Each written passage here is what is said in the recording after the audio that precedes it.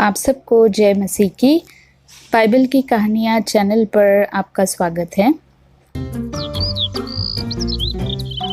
यह कहानी इस्राएल के एक युवा चरवाहे लड़के दाऊद की है, जिसने गोलियत नाम एक विशाल योद्धा को हराया था।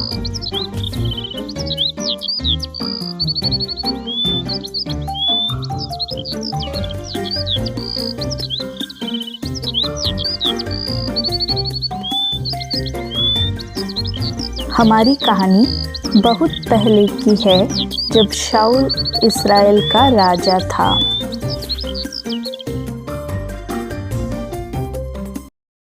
परमेश्वर ने शमूएल से एक पुराने लाभ की बात की और दाऊद को इस्राएल का राजा चुना गया।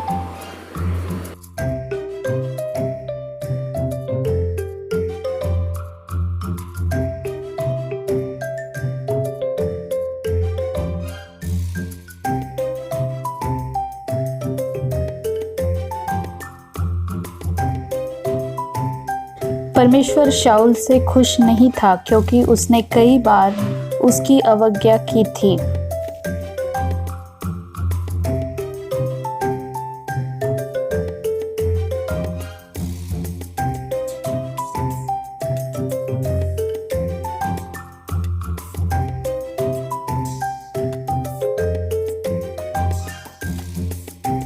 प्रियो, बाइबल हमें बताती है कि शमूएल, दाऊद, अब्राहम, इन्होंने प्रार्थना में काफ़ी वक्त बिताया है। प्रार्थना किसी विशेष समय या स्थानों के लिए आरक्षित नहीं है। जहाँ कहीं भी आपको पवित्र आत्मा का मार्गदर्शन होता है, वहाँ पर आपने प्रार्थना करनी चाहिए। राजा शाऊल को रात में नींद नहीं आती थी, क्योंकि उसे बहुत ही विचित्र ऐसे सपने आते थे और वे रात में उठकर अपने सेवकों को बुलाते थे ताकि वो उसकी सेवा कर सकें, क्योंकि उन्हें नींद नहीं आती थी। तो वे बहुत ही डिस्टर्ब हो जाते थे, क्योंकि सपनों के कारण वो सो नहीं पाते थे।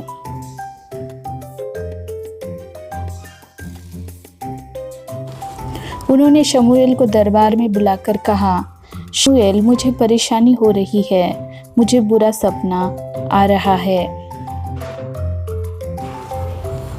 मुझे ऐसा लगता है कि कोई राज्य पर से नियंत्रण छीनने की कोशिश कर रहा है। तब शमूएल कहता है, राजा, यह तो एक सपना था।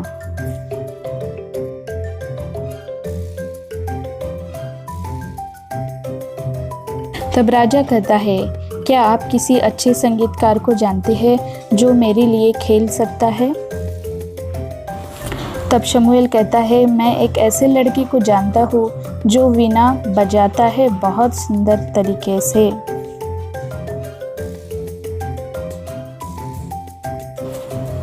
और फिर शमूएल दाऊद को राजा के पास ले गया।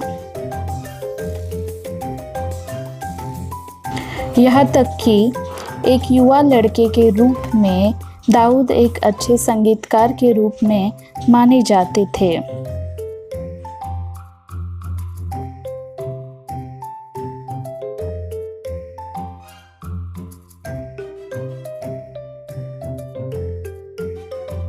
दाऊद ने कई गीत लिखे और वीणा बहुत अच्छी तरह बजाई। फलिश्ती लंबे समय से शाऊल के राज्य को परेशान कर रहे थे।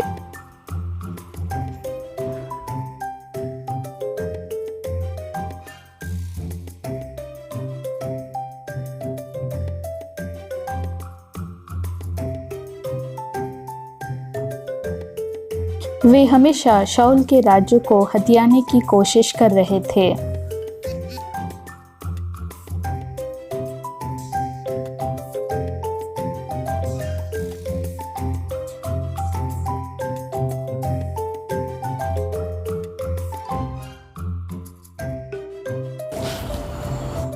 फलिश्तियों के राज्य में उनके बीच कई दिग्गजों के लिए जाना जाता था।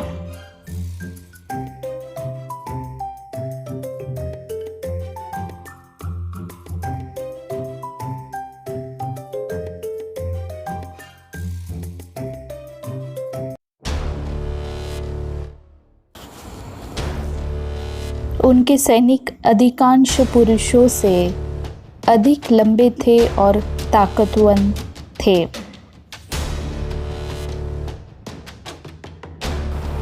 उनका प्रमुख सैनिक गोलियत था।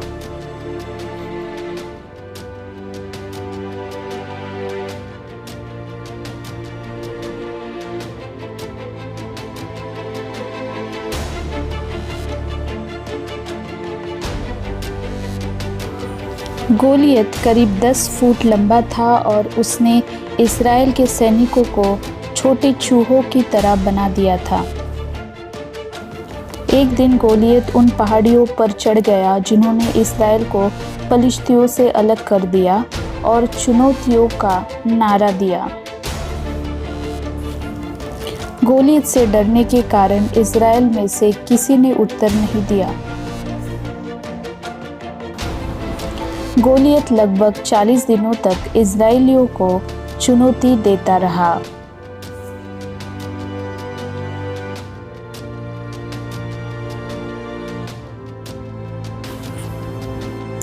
दाऊद के भाइयों में से 2 राजा की सेना में थे और वे पलिश्तियों से लड़ रहे थे।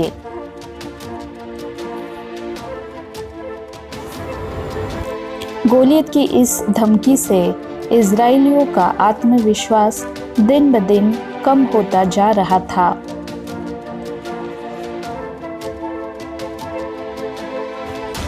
उनमें गोलियत का सामना करने का साहस नहीं था।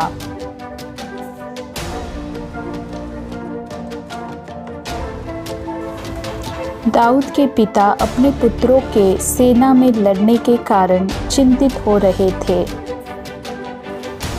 इस समय के दौरान दाऊद अपने महल में राजा की सेवा कर रहा था।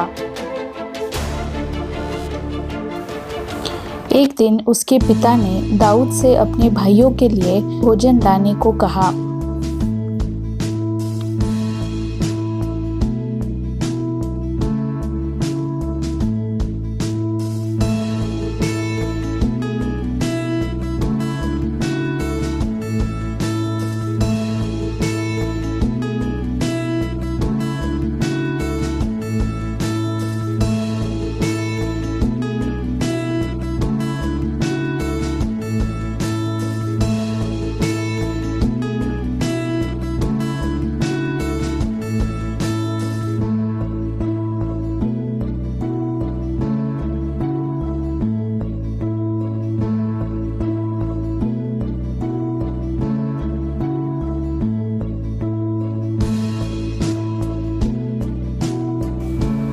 तब दाऊद अपने पिता की दी हुई रोटी को लेकर युद्ध के मैदान में गया।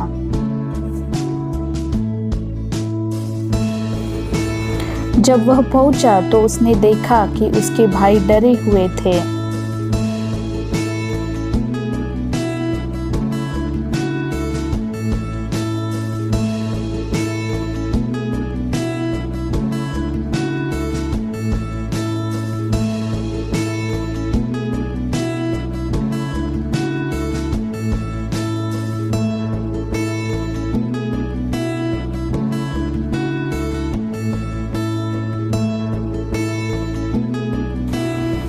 यह तब था जब उसने गोलियत की चुनौती को सुना।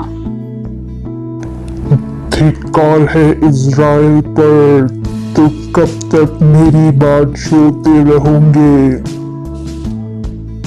क्या कोई नहीं जो मेरे सामने खड़े रहने की हिम्मत रखता है? तुम आदमी नहीं भेड़ हो। क्या हो रहा है? इस आदमी की चुनौती का सामना करने के लिए कोई नहीं है।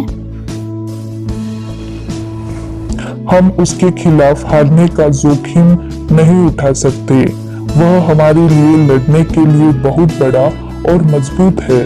अगर हम हार गए तो हमारा राज्य खो जाएगा, हमेशा के लिए खो जाएगा। बकवास! यह आदमी हमारे पूरे देश का अपमान कर रहा है। इसकी अनुमति नहीं दी जा सकती। आप एक सैनिक नहीं हैं, आप एक चरवाहा है। आप वीणा के साथ अच्छे हो सकते हैं, लेकिन आप तलवार नहीं ले सकते हैं।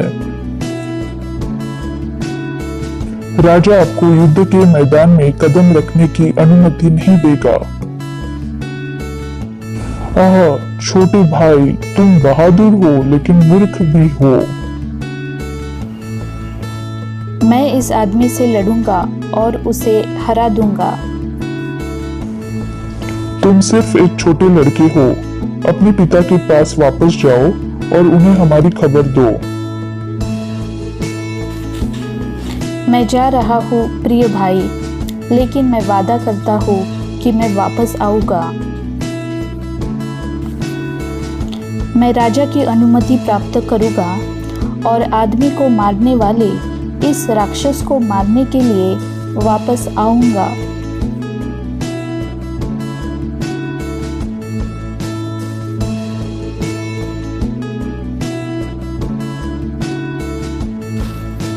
फिर वह महल में गया और राजा से बात करने की अनुमति मांगी। ईश्वर मेरे साथ है, वह इस राक्षस को हराने के लिए मेरी मदद करेगा और वह मुझे ताकत देगा। दाऊद अपने पिता के घर गया और अपने भाइयों का समाचार दिया।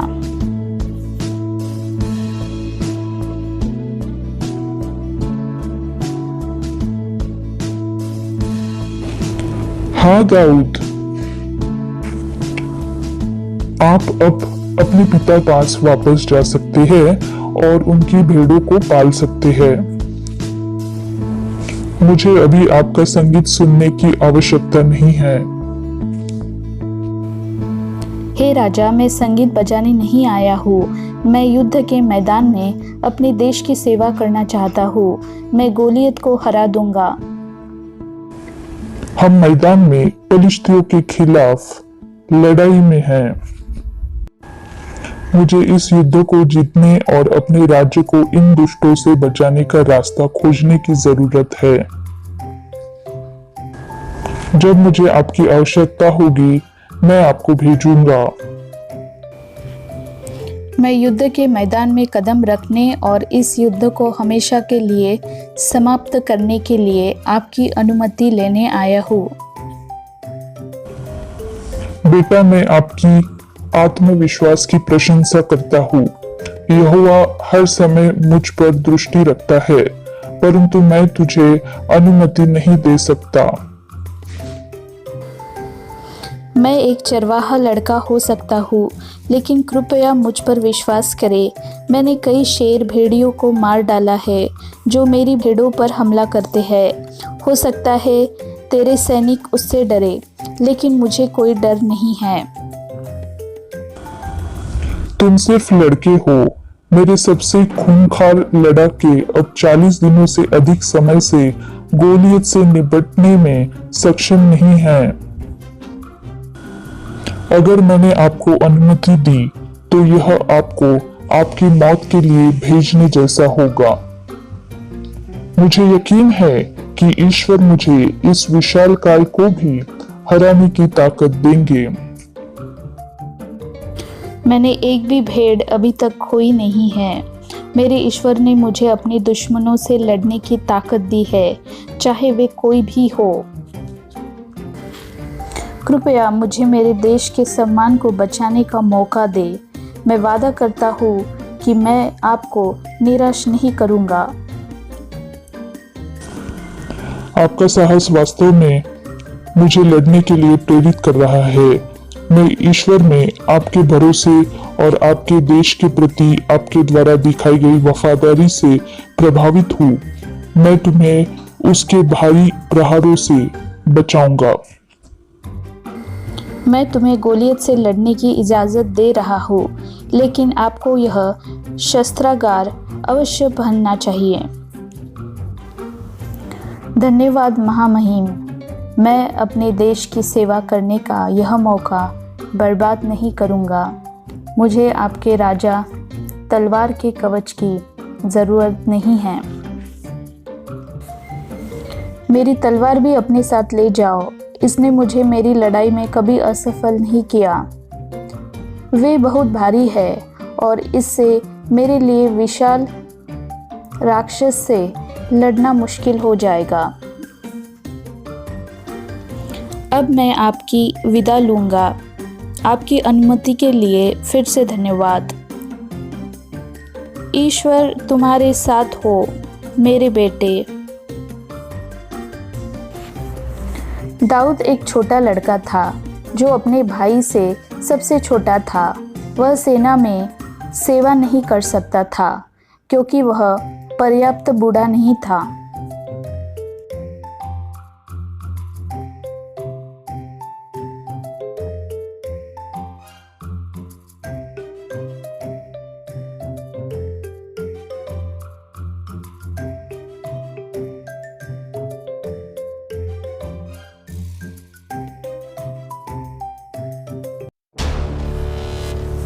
इसलिए दाऊद केवल एक गोफन को लेकर गोलियत से लड़ने के लिए युद्ध के मैदान में कदम रखता है। लेकिन उसमें सबसे बहादुर सैनिक होने का साहस था। उसे ईश्वर में पूर्ण विश्वास था और उसे विश्वास था कि वह सभी खतरों से सुरक्षित रहेगा। उसे पूरा यकीन था कि वह गोलियत को हरा सकता है। दाऊद का एक उत्कृष्ट उद्देश्य था। वह हर समय अपने साथ एक गोफन ले जाता था। जैसे ही वह फाटकों को पार करने के लिए नदी पर पहुंचा, उसने नदी के तल से कुछ पत्थर उठाए। उसने पत्थरों को रेत में रखा और फिर उन्हें एक थैली में रख दिया जिसे उसने अपनी कमर से बांधा था। जैसे ही वह मैदान में पहुंचा, उसने फिर से गोलियत की तेज आवाज सुनी। यदि तुम अभी अपने सेनानी को न भेजो तो मैं तुम्हारे पास आकर तुम में से हर एक को मार डालूंगा। तुम कायर हो, तुम्हारा आदमी कहाँ है? आपने मेरे धैर्य की पर्याप्त परीक्षा दी है। सुनो, मैं तुमसे यहाँ पर लड़ूंगा। हा हा हा, आपने अच्छा मजाक किया है। इससे पहले कि मैं गलती से आप पर कदम रखूं और तुम्हें मार दूं, छोटे लड़के यहाँ से भाग जाओ। मैं कहीं नहीं जा रहा। तुम बेवकूफ, मैं यहाँ तुमसे लड़ने के लिए और तुम्हें जमीन पर पटकने के लिए हूँ। तुम मेरे राजा और देशवासियों का बहुत दिनों से अपमान कर रहे हो। अब तुम हमारे लिए बहुत ज़्यादा परेशान हो रहे हो। यह आज समाप्त होगा। हम आपसे डरते नहीं हैं। हम आपकी धमकी को गंभीरता से नहीं लेते हैं। आज पलिश्ती हमारे दास बनेंगे। मेरा ईश्वर मुझे सभी बुराइयों से बचाता है। वह आपकी धमकी को हमेशा के लिए चुप कराने में मेरी मदद करेगा। तुम मजाक कर रहे हो ना? क्या आपका दिमाग खराब हो गया है? क्या आपके माता पिता ने आपको छोड़ दिया है? मेरी दया की परीक्षा मत लो। मुझसे लड़ने के लिए एक असली आदमी भेजो। तुमने मेरा अपमान करने की हिम्मत की। मैं तुम्हारे लिए काफ़ी हूँ। अगर तुम मुझसे नहीं लड़ सकते तो अब हमारे सामने समर्पण कर दो। तुम इतनी बात क्यों करते हो? हे बदसूरत सैनिक, क्या तुम मुझसे डरते हो? अच्छा, तो चलो अब मरने के लिए तैयार हो जाओ, ए छोटे लड़के। फिर उसने अपनी पूरी ताकत से गोफन को वापस खींच लिया और ईश्वर से प्रार्थना की कि इस पत्थर को सीधे गोलियत की आंखों के बीच में लगने दे, जिससे उसे गहरा घाव हो जाए। जब वह डेविड के काफ़ी करीब था तो उसने एक गोफन पर पत्थर मारकर निशाना साधा।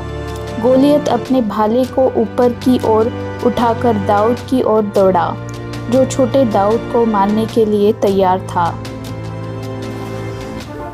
दाऊद ने पत्थर को जाने दिया।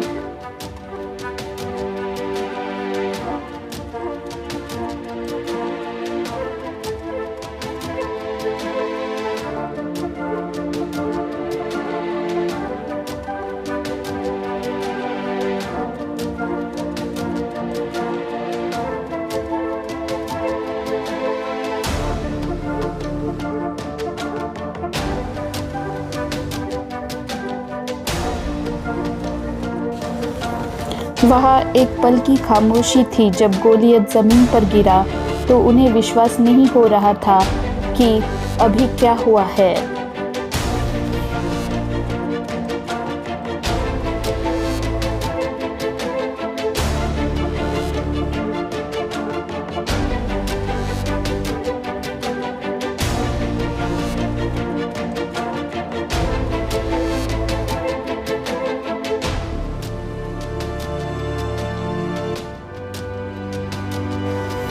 फिर वह अपने घुटनों के बल गिरा और रेत में दबे अपने चेहरे के ऊपर गिर पड़ा। वह स्तब्ध रह गया और जो कुछ हुआ उस पर विश्वास नहीं कर रहा था। इजरायली उन्हें पहाड़ियों से देख रहे थे। तभी सिपाहियों की ओर से जीत की भारी जय जयकार हुई। वे दौड़कर दाऊद के पास गए और उसे उठा लिया। उन्होंने उसे अपने सैनिकों पर बिठाया और अपने नए नायक की स्तुति गाते हुए वापस महल की ओर चल पड़े। दाऊद दाऊद कह के उन्होंने नारे लगाए कि इसने विशाल राक्षस की हत्या की है। इस प्रकार दाऊद गोलियत का वध करने वाला इस्राएल का नायक बन गया।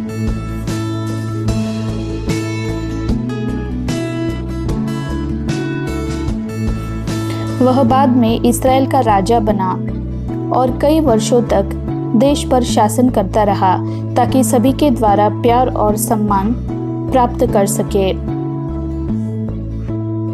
प्रियो, हमें अपने आप को कभी भी कम लेखना नहीं चाहिए, क्योंकि परमेश्वर ने हमें रचा है। दाऊद की तरह वो हमारा इस्तेमाल बहुत ही महत्वपूर्ण कार्य के लिए कर सकता है, जो कार्य पहले किसी ने किया नहीं हो। और जब हम उस कार्य में सक्सेसफुल होते हैं, तब परमेश्वर हमें सारी आशीषें प्रदान करता है, हमें अच्छा नाम देता है और हमें धन दौलत और बुद्धिमत्ता से वो भर देता है। आशा करती हूँ प्रियो, इस कहानी का संक्षिप्त विवरण आपको मिला होगा। तो परमेश्वर के साथ बने रहिए, उसकी वाणी को सुने और एक दिन आपका नाम भी दाऊद की तरह परमेश्वर ऊंचा कर सकता है। मिलते हैं एक नए वीडियो के साथ, तब तक अपना ख्याल रखिए। आप सबको जय मसीह की।